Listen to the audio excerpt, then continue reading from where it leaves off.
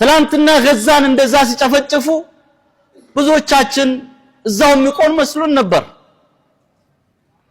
ዛሬ ኢራንን ቢያሸንፉ ቢያንበረክኩ ቀጥሎ ወዴት እንደሚሄዱ ግልጽ ነው።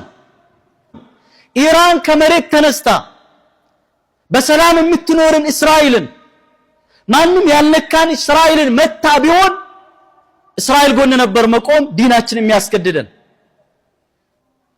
ኢራን ከመሬት ተነስታ በሰላም የምትኖርን ምንም አይነት በደል ያልደረሰች ብትሆንና አሜሪካን ተነስታ ብታጠቃ ዲናችን ምንድነው የሚያዘን? አሜሪካ ጎን መቆምን ነው የሚያዘን።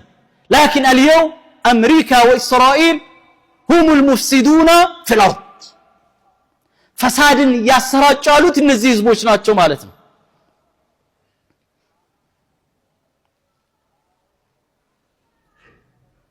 ይህ ጦርነት የአምባገነኖች የኢምፔሪያሊስቶች ጦርነት ነው። ዓለምን በሙሉ በእጃቸው አስገብቶ ለነሱ እንደ አህያ የሚሰራ የሚታዘዝ ካልሆነ በስተቀር ሌላውን በሙሉ የማጥፋት ጦርነት ነው። ኢራን ላይ ብቻ የሚቆም አይሆንም።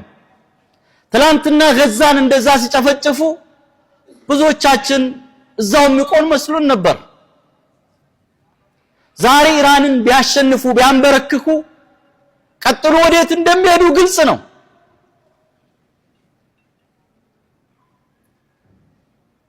እንዲሁ በጭፍን ዝም ብለን ባልሆነ አስተምሮት ላይ ቆመን ግንዛቤ ሳይኖረን ድምዳሜ ላይ መድረስ ሳይሆን የዲናችን መዋቅፎችን በአግባቡ ማየት መረዳት ያስፈልጋል።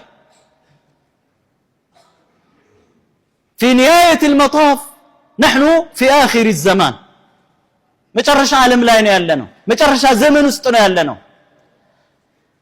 የመጨረሻ ዘመን ምልክቶች ውስጥ አንዱ ምንድነው? كما قال رسول الله صلى الله عليه وسلم يتقارب الزمان ጊዜ መቃረብ ማጠር አጭር መሆን ነጋ መሸ ሳምንት ወር አመት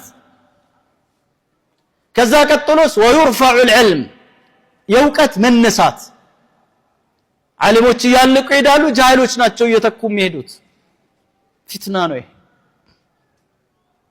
ሌላውስ ويكثر الهرج ጦርነት መብዛት فكر انت ዓለም ዙር ውስጥ ባከላችን በህሊናችን ዓለምን ንዙር እግርን የምታስቀምጥበት ሰላማዊ የሆነ ሀገር አታገኝ ጦርነት ስንል በጥይት ብቻ ወይም በመሳሪያ ፈሙዝ ብቻ የሚደረግ ጦርነት አይደለም በርካታ ዘርፍ ነው ያለው